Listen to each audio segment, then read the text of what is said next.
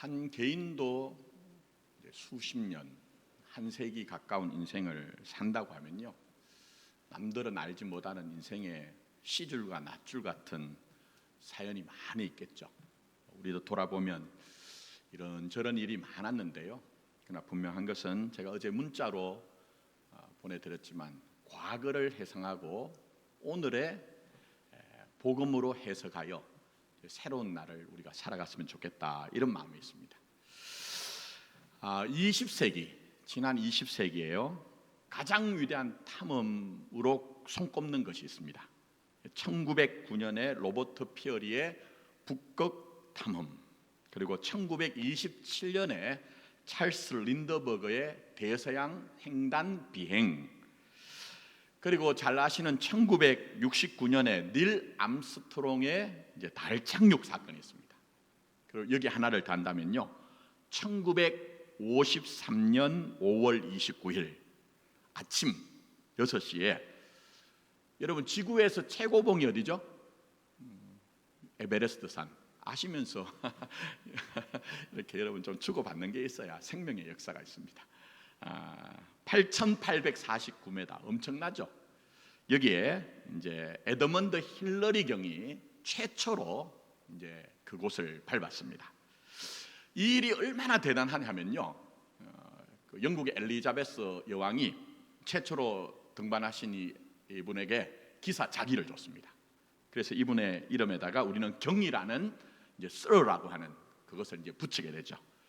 그리고 더 나가서 이분의 원래 고국은 뉴질랜드입니다. 우리나라 화폐에 나오는 이제 인물들 보시면 과거에 큰 족적을 남기신 분들이잖아요. 근데 그분들은 대운다 어떻죠? 별세하신 분들입니다. 근데 이 일이 얼마나 대단했던지 이분은 생존해 계실 때에 뉴질랜드의 $5 화폐에 이제 들어가 있습니다. 대단하시죠? 자, 그러나 에베레스트 산을 등정하고자 하는 노력이 없었던 것은 아닙니다. 특히 영국은요, 티베트 정부가 이 에베레스트 산 등정하는 것을 이제 금지한 게 한 8년 정도 있었습니다. 그리고 2차 세계대전 7년, 그 기간을 제외하고 1921년부터 53년까지 17년 동안 무려 14번을 이제 등정하는 등반대를 보냈습니다. 그 가운데 말씀드린 이제 힐러리 경은 10번째 등반대, 영국의 일원으로 그렇게 가신 분입니다. 자, 근데 이런 노력 가운데 1924년 영국의 3차 원정대가 있었는데요, 이제 정상 정복조에 조지 말러리라는 분이 계셨습니다. 근데 여러분 한 번은 들어보셨을 것 같아요. 이분이 아주 의미 있는 말을 남겼습니다. 그게 뭐냐면요, 기자가 물었습니다. 당신은 왜 고생하며 저 높은 산을 올라갑니까? 그랬더니 거기에 뭐가 있기 때문에? 산이 있기 때문에. Because it is there. 산이 있기 때문에 올라간다는 거예요.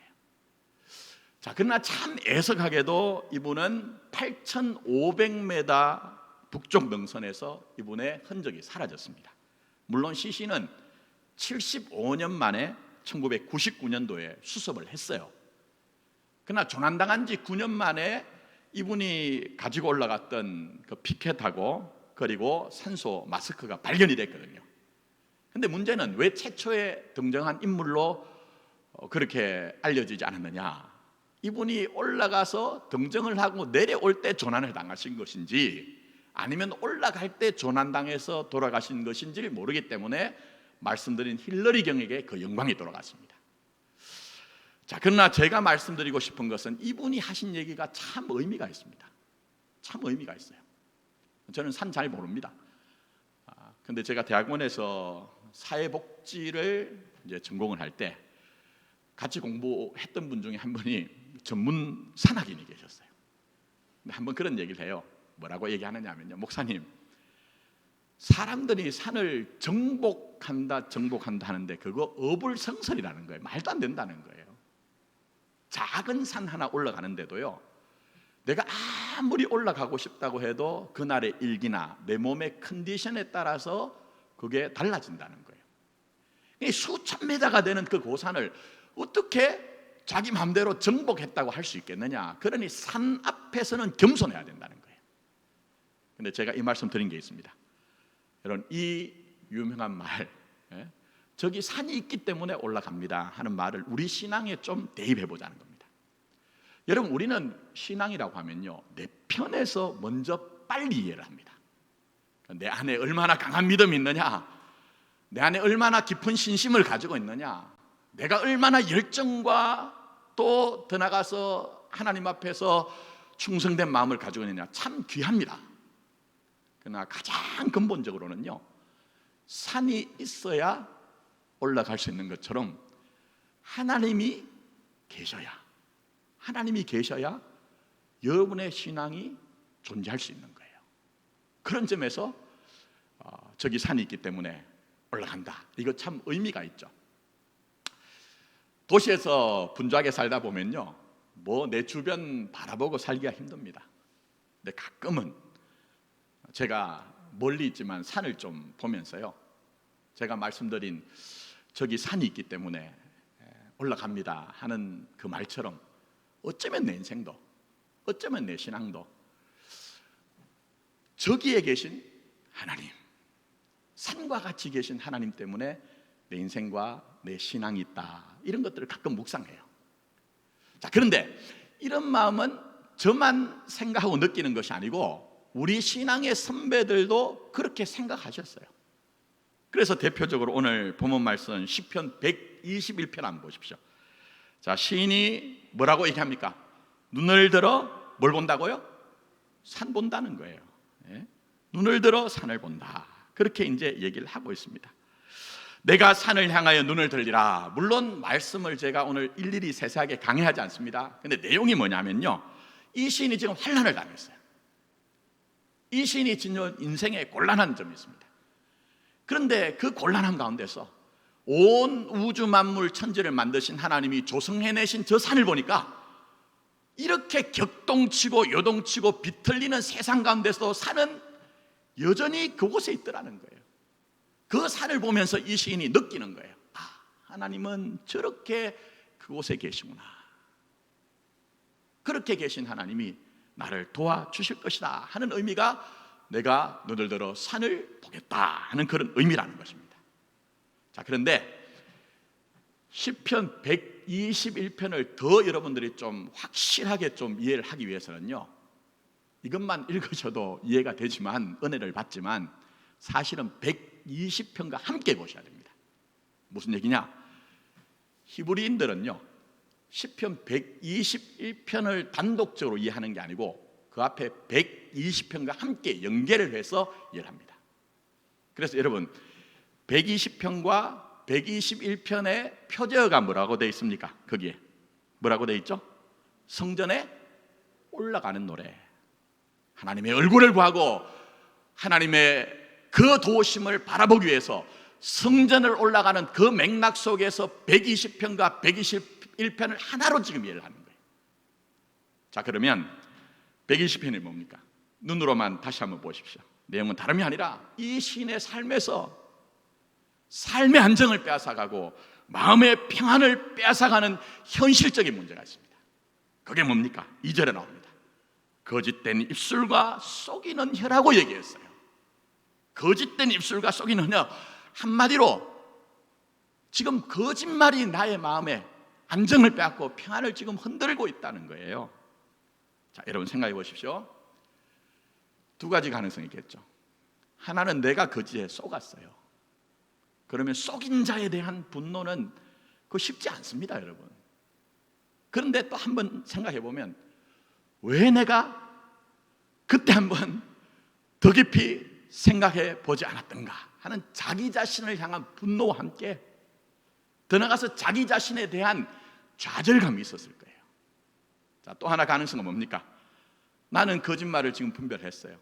근데 내 주변의 사람들을 보니까 거짓된 입술과 속이는 혀에 미혹당하여 그 속이는 자와 연합해서 지금 시인을 괴롭힌단 말입니다. 그러면 이 시인 입장에서는요, 마음의 답답함과 억울함과 분노로 인해서 그의 삶이 격동치고 요동치고 삶의 축이 전부 다 뒤틀렸을 거란 거예요. 자, 그런데 이런 형편에 121편에 들어오자마자 일성이 뭡니까? 내가 산을 향하여 눈을 들리라. 내 삶이 비록 격동치고 요동치고 삶의 축이 뒤틀린다 할지라도 저기 서 있는 산처럼 우리 하나님은 나에 대해서 영원토록, 지금부터 영원토록 변함없는 하나님이라는 그 확신 속에서 그 하나님이 나를 지켜주신다는 그 믿음의 고백이 내가 산을 향하여 눈을 들리라는 거예요. 내가 산을 향하여 눈을 들리라. 저는 95주년을 맞은 우리 교회나 여러분의 마음에 저기 서 있는 산처럼 변함없는 하나님, 나를 지키시고 나를 돌보시는 그 하나님에 대한 믿음이 회복이 되었으면 좋겠습니다. 특히 지난주부터 묵상하는 것이 엘샤다이 하나님, 전능하신 하나님. 전능하다는 뜻이 이제 샤다이라는 말에서 나왔다고 했는데, 원래 이 말이 전능하다는 의미로 이해되는 이유는요, 압도하다는 리슈도스라는 말과 연관이 있다고 생각을 하기 때문에 엘샤다이, 전능하신 하나님, 이렇게 번역을 합니다. 근데 또 하나의 가능성이 있는 게 그게 뭐냐면은 이 샤다이라는 말이 산을 뜻하는 샤드에서 나왔다고 그렇게 합니다. 그럼 무슨 얘기입니까? 엘샤다이, 전능하신 하나님이 어떤 분이라고요? 저기 서 있는 산처럼, 저기 서 있는 산처럼 지금부터 영원까지 여러분에 대해서 변함이 없는 그런 하나님이라는 거예요. 그걸 지금 이 시인이 노래를 하고 있다는 것입니다. 자, 그런 점에서 오늘 결론을 말씀드립니다. 하나님이 우리에게 말씀하고 계십니다.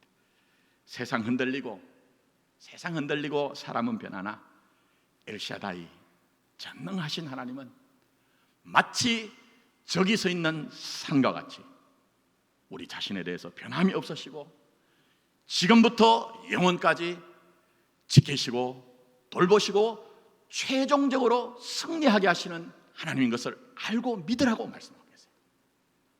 자, 너무 중요하기 때문에 다시 한번 귀로만 듣지 마시고 마음에 담았으면 좋겠습니다.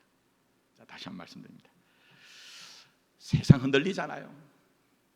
사람도 변하더라고요. 그렇게 세상 변하고 사람은 변할지라도 엘샤다이, 전능하신 하나님은 마치 산과 같이, 저기 서 있는 산과 같이 변함없으시며 지금부터 영원까지 여러분을 지키시고 돌보시고 최종적으로 승리하게 하시는 하나님인 것을 알고 믿고 의지하라고 우리에게 말씀하고 계세요. 그게 성경이 뭡니까, 여러분? 그런 변함없으신 하나님을 만난 사람들의 삶의 흔적이에요, 여러분. 그 삶의 흔적들. 그 중에 대표적인 사람이 바로 아브라함입니다. 자, 여러분, 창세기를 보시면 아브라함의 나이를 등장시킬 때가 있죠. 그 순간이 아주 중요한 순간입니다. 아브라함의 인생에서. 자, 최초로 등장한 게 언제죠? 창세기 몇 장입니까? 12장. 75세 때에 무슨 일이 있습니까? 하나님을 알지도 않고 하나님을 찾지도 않던 아브라함에게 하나님이 말씀하세요. 너의 고향과 친척과 아버지의 집을 떠나 내가 내게 보여줄 땅으로 가라. 내가 내게 보여줄 땅으로 가라 해요. 근데 그냥 명령하지 않으세요. 하나님은 늘 우리에게 약속을 주세요. 그 약속이 뭡니까? 자식의 문제, 아들 주겠다. 기업의 문제, 땅을 주겠다는 거예요. 그래서 이 아브라함이 하나님이 주신 그 약속을 붙들고 한 10여 년, 여러분 10년이면 어떻게 되죠? 강산도 변한다고 하잖아요. 한 10년 정도는 잘 그렇게 우여곡절은 있었지만 순종했던 것 같아요. 근데 기다림이 어렵습니다. 정말 그렇습니다, 여러분. 기다린다는 게 어렵거든요. 그래서 아시는 것처럼 이 아브라함이 지쳤던지 사라의 몸종인 하갈에게 누굴 낳아요? 이스마엘 낳잖아요. 그게 이제 11년째 아닙니까? 자, 그런 후에 이때 나이가 이제 오늘 본문 위에 바로 위에 16장 마지막 절에 몇 세라고 얘기합니까? 86세. 지난주 살펴봤죠? 자, 그리고 건너뛰어서 17장 1절에 들어오면 바로 뭐가 등장하죠? 아브라함이 99세 때에 몇 년 공백이 있습니까? 13년. 우리 다 살펴봤잖아요. 13년 뭡니까, 여러분? 기다리다가 하나님 분명히 약속해 주셨는데 언제 이게 이루어집니까? 지쳤던 거예요. 그래서 자기 꾀를 따라가지고 이스마엘을 낳고 보니까 너무 귀한 거예요. 이것도 하나님의 뜻이다 생각을 하고 그 아들 붙잡고 의아둥둥 내 사랑 그렇게 하면서 하나님에 대해서 무신경 무감각해진 거예요. 무신경 무감각해진 거예요. 그래서 하나님을 잊어버리고 살았던 그 13년의 세월, 아브라함에게는 하나님을 망각했던 세월이에요. 하나님은 침묵하실 수 있지만 망각은 하시지 않는다고 했어요. 육신의 아버지가 못난 자식들 보면 소갈이하면서 기다리는 것처럼 그렇게 하나님은 기다리신 것이지 아브라함을 망각하거나 아브라함을 포기한 것이 아닙니다. 그렇게 기다리다가 이제 더 이상 기다릴 수 없는 결정적인 시간이 되니 아브라함아 나는 전능한 하나님이다. 나는 엘샤다이 하나님이다. 네가 내 앞에서 행하여 완전하라고 말씀합니다. 그런데 이 행하여 완전하란 말이 도덕과 율법과 의무가 아닙니다. 기독교 신앙은 그게 아니에요. 여러분 그 아래 말씀을 잘 보시면 하나님이 지난 24년 전에 하나님을 알지도 찾지도 않던 아브라함에게 주신 그 축복을 다시 상기시키고 다시 그 약속을 확언시키는 거예요. 아브라함은 잊었지만 하나님은 그것을 잊지 않았다니까요, 여러분. 그것을 지금 기억하는 것이 네가 내 앞에서 완전하라는 거예요. 자, 그러면서 할례를 행하고 너의 이름을 아브라함이 아니라 뭐라고요? 아브라함이라고 해라. 네 아내 사례를 뭐라고 하라고요? 사라라 해라. 이렇게 얘기하십니다. 자, 그럼 이 시점에서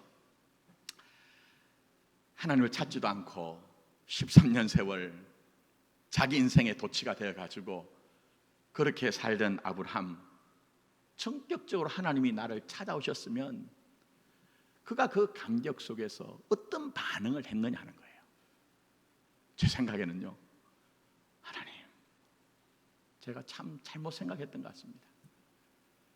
지난 13년의 세월 이스마엘 낳아놓고 제 인생은 하나님의 뜻이 이루어졌다고 생각하면서 그 속에서 내가 의아둥둥 이제는 좀 멋지게 아름답게 내 인생을 구가하면서 살자고 생각했는데 그게 아니었는데요, 이렇게 미혹한 나를 찾아오신 하나님, 정말 하나님 사랑 너무 크십니다. 그러니 이제는 종이 말씀하신 대로 내가 듣고 순종하겠습니다, 이렇게 했느냐 하는 거예요. 한번 보세요, 여러분. 그렇지 않습니다. 우리 자신이 그런 것처럼요, 참 저도 그렇지만 인간은 묘합니다. 정말 묘합니다. 정말 묘합니다. 그래서 하나님 앞에서조차도요, 자기 책임을 인정하고 하나님 편으로 돌이키는 것이 결코 쉽지 않습니다.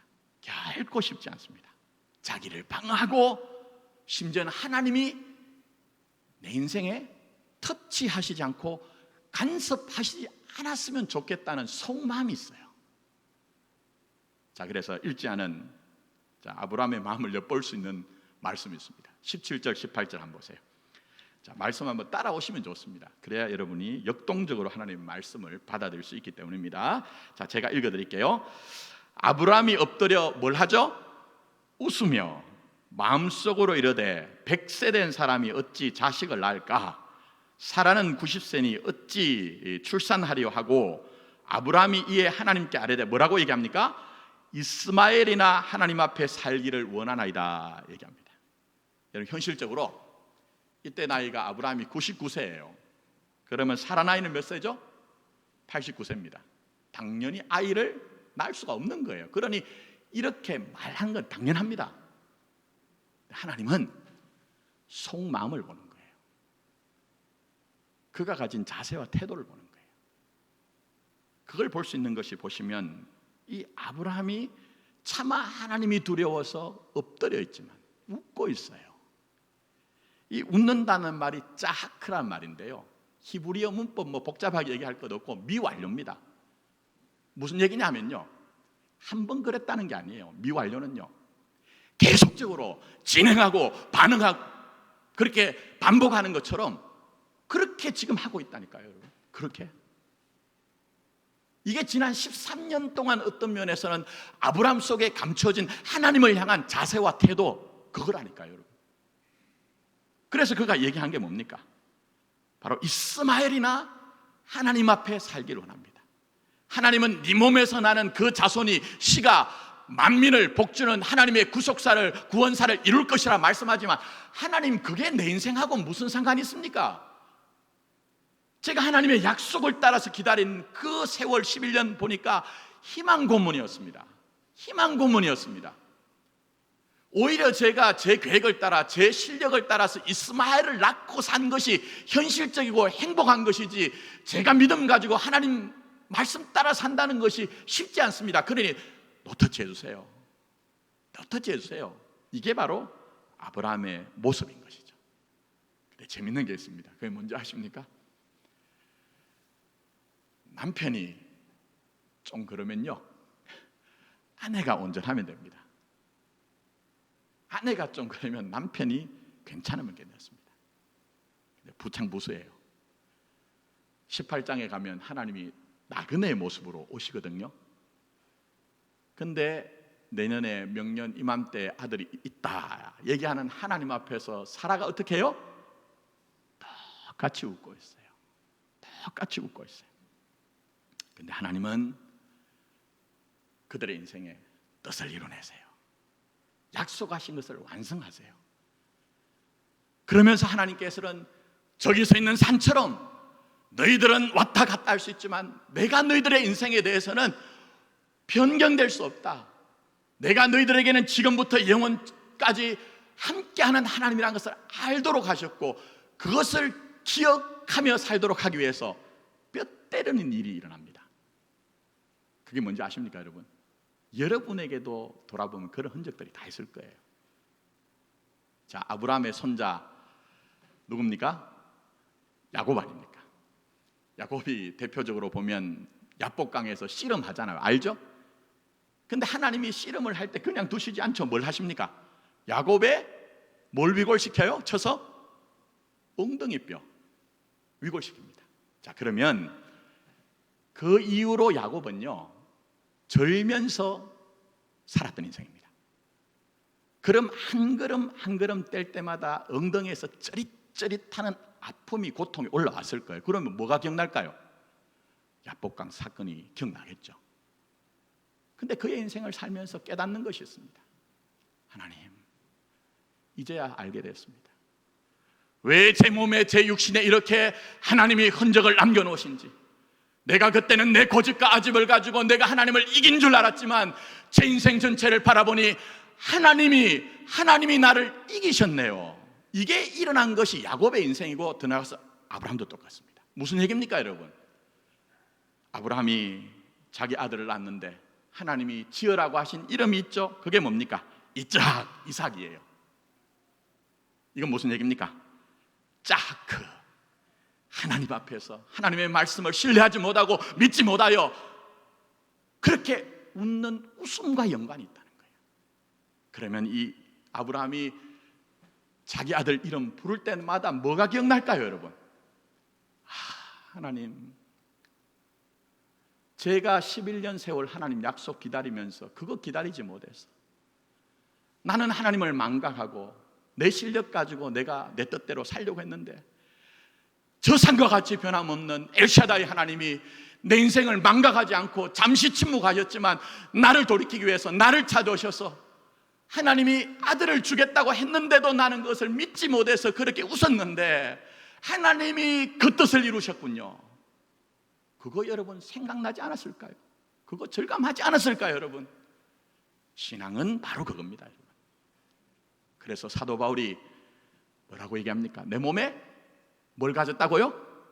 그리스도의 흔적을 가졌노라. 내가 그리스도의 스티그마를 가졌노라. 세상 사람들은 자기 인생 돌아볼 때에 운명이다, 팔자다, 내 재주로 살았다 이렇게 할 수 있지만, 우리는 지금까지 살아온 그 인생의 걸음걸음들이 하나님, 나는 아브라함처럼 하나님 잊어버릴 때도 있었고, 내가 내 실력 가지고 내 인생을 살아보려고 바둥거린 적도 있었지만 엘샤다이 하나님, 저기 서 있는 산과 같은 그 하나님은 내게 두신 그 마음을 한 번도 바꾸시지 않고 하나님이 내게 두신 뜻을 내 걸음걸음들마다 사건을 통해 생을 통해 이루셨군요 하는 것, 그거 인정하는 것이 우리의 신앙이라는 것입니다. 자, 그런 점에서 아브라함이나 하나님, 아브라함에 대해서 뿐만 아니라 우리에 대해서도 하나님이 꼭 알기를 원하신 게 있는 것 같아요. 그게 뭡니까 여러분? 한마디로 얘기하면요, 하나님은 저기 서 있는 산과 같아서 영원토록 변함이 없다는 거예요. 영원토록 변함이 없다는 거예요. 그리고 하나님이 여러분이 이루신 뜻과 계획은 하나님의 지혜와 하나님의 능력을 가지고 반드시 이루어진다는 것을 알고 믿으라는 거예요, 여러분. 자, 그런 점에서 본문 4절 5절 한번 보십시오. 4절 5절. 보라, 내 언약이 너와 함께 있으니 너는 여러 민족의 아버지가 될지라. 이제 후로는 내 이름을 아브라함이라 하지 아니하고 아브라함이라 하리니 이는 내가 너를 여러 민족의 아버지가 어떻게 해요? 되게 함이니라. 할렐루야. 복음이 뭡니까? 복음이 뭡니까? 되어라가 아니에요.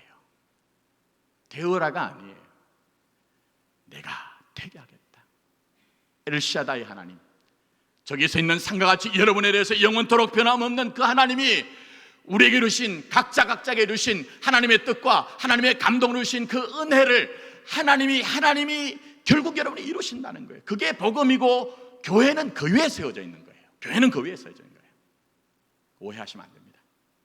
자, 그러니 아브라함 실력 아니죠? 우리 능력 아니죠? 크신 하나님의 그 경륜과 계획과 뜻하심 안에 우리 자신이 있는 것을 알고 믿어하는 것입니다. 자, 그런 점에서 한번 보세요, 여러분. 아브라함의 인생에서 중요한 순간순간이 성경에 기록되어 있죠. 근데 그게 동일한 원칙이 있습니다. 그게 뭡니까? 아브라함은 연약할지라도 하나님은 변함없이 그 뜻을 이루셨다. 이거를 하나님이 확인시키신 거예요. 확인시킨 거. 근데 지금 이 시간에 그걸 다 제가 말씀드리긴 힘들고, 대표적으로 창세기 13장 사건이 하나 나오죠. 하나님 약속을 따라 가나안 땅을 들어갔던 아브라함에게 뭐가 닥칩니까? 기근이 닥치잖아요. 그래서 어디를 가죠? 어디를 내려가십니까? 뭐 다 하시면서 그냥 묵상 모드로 계시면 애굽으로 내려가잖아요. 근데 그곳에서 어떤 일이 있죠? 아브라함이 자기 아내 사례를 아내라고 하지 않고 뭐라고 해요? 누이라고 하잖아요. 근데 이상합니다. 홍군형이 나야 되는 것은 아브라함이에요. 정말 못났잖아요. 찌질하잖아요. 근데 혼나는 것은 누가 혼나요? 애굽의 바로가 혼나요. 그리고 복 받는 건 누구예요? 아브라함이 왔습니다. 근데 여러분, 이 부분에 이상한 은혜를 받으시면 안 됩니다. 아브라함은 나는 어떤 일을 해도 하나님이 눈 감으시고 퉁친다, 이건 성경이 하는 얘기가 아닙니다. 지금 이 사건을 통해서 하나님이 아브라함에게, 우리에게 알기를 원하신 게 뭡니까? 여러분, 12장에 무슨 사건이 있다고 했죠? 하나님을 알지도 않고 찾지도 않던 아브라함이 너의 본토와 친척과 아버지의 집을 떠나 내가 내게 보여줄 땅으로 가라고 했어요. 이거 쉽지 않습니다. 익숙한 것으로부터 탈출한다는 것은요, 쉽지 않습니다. 그런데 아브라함은 해내잖아요. 그런데 얼마나 대단한 열심과 대단한 의지와 결심이 있느냐는 거예요. 그런데 아브라함이 자기 인생의 기근이라고 하는 고난과 세상 힘의 총화라고 할 수 있는 바로 앞에서 어떻게 됩니까? 그 의지와 결심이 아무것도 아니더라는 거예요. 아무것도 아니더라는 거예요. 그래서 이 사건을 통해 아브라함아,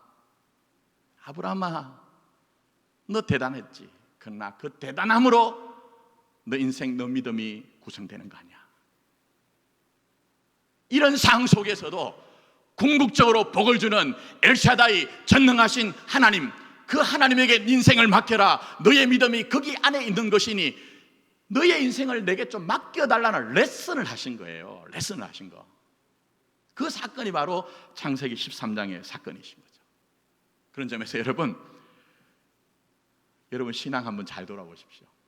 물론 신앙은 내가 생각하고 내가 판단하고 내 몸으로 사는 거예요. 이게 주체적이어야 됩니다. 누구에 부탁한다고 강요한다고 되는 게 아니에요. 여러분, 그래서 여러분이 여러분 안에 있는 자발적이고 자원하고 의지적으로 신앙생활을 해야 됩니다. 그러나 또 하나의 진실이 있죠. 그게 뭡니까? 내 신앙을 나에게만 맡겨놓을 수 없다라는 거예요. 내 신앙을 나에게만 맡겨놓을 수 없더라. 왜 그렇습니까? 우리도 아브라함하고 똑같습니다. 우리 자신이 어떨 때 보면요, 정말 내가 믿음이 좋은 것 같아요. 그래서 주님이 말씀하신 것처럼 막 산을 옮길 만한 믿음이 내 안에 막 펄펄 끓어오르는 것 같아요. 또 마음이 동하면요, 내가 내 몸을 불사르게 막 내놓을 수 있을 것 같아요. 근데 작은 소리 하나에도, 작은 사건 하나에도 마음이 무너지는 것이 우리 자신 아니더냐 하는 것입니다. 그래서 여러분, 알아야 되는 게 있습니다. 그게 뭡니까? 믿음조차도 우리 자신으로만 되지 않는다는 거예요. 온전하지 않다는 거예요. 그래서 사도 바울이 뭐라고 합니까? 믿음은 너희에게서 난 것이 아니요, 믿음은 하나님의 선물이라 한 거예요.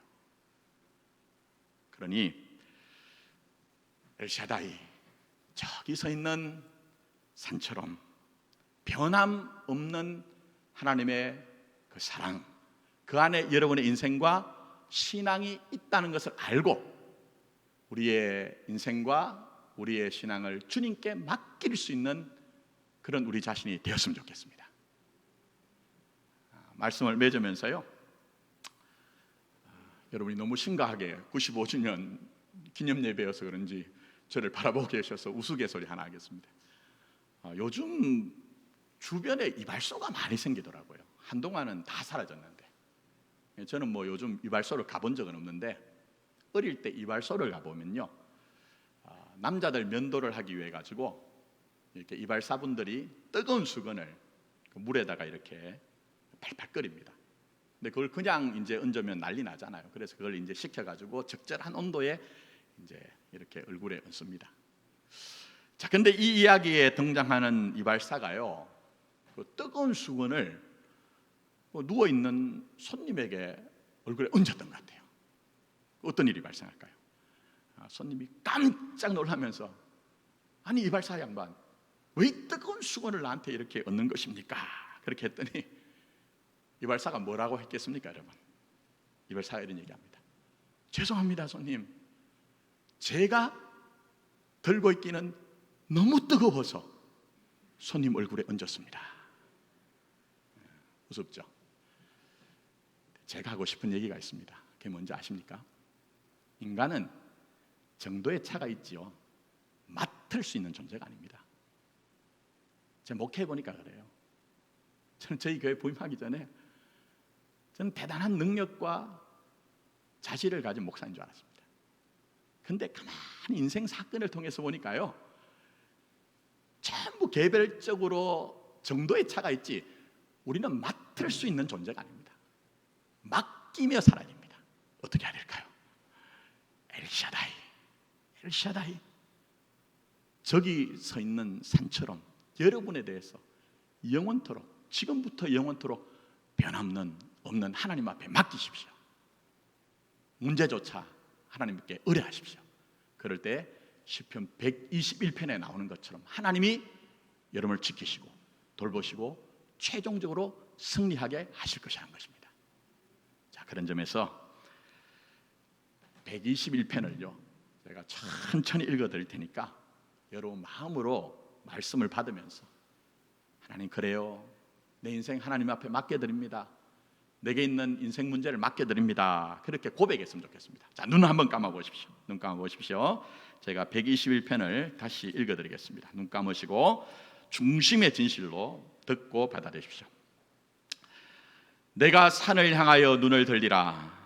나의 도움이 어디서 올까? 나의 도움은 천지를 지으신 여호와에게서로다. 여호와께서 너를 실족하지 아니하게 하시며 너를 지키시는 이가 졸지 아니하시리로다. 이스라엘을 지키시는 이는 졸지도 아니하시고 주무시지도 아니하시리로다. 여호와는 너를 지키시는 이시라. 여호와께서 내 오른쪽에서 내 그늘이 되시나니 낮의 해가 너를 상하게 하지 아니하며 밤의 달도 너를 해치지 아니하리로다. 여호와께서 너를 지켜 모든 환난을 면하게 하시며 또 내 영혼을 지키시리로다. 여호와께서 너의 출입을 지금부터 영원까지 지키시리로다. 아멘. 기도드리겠습니다.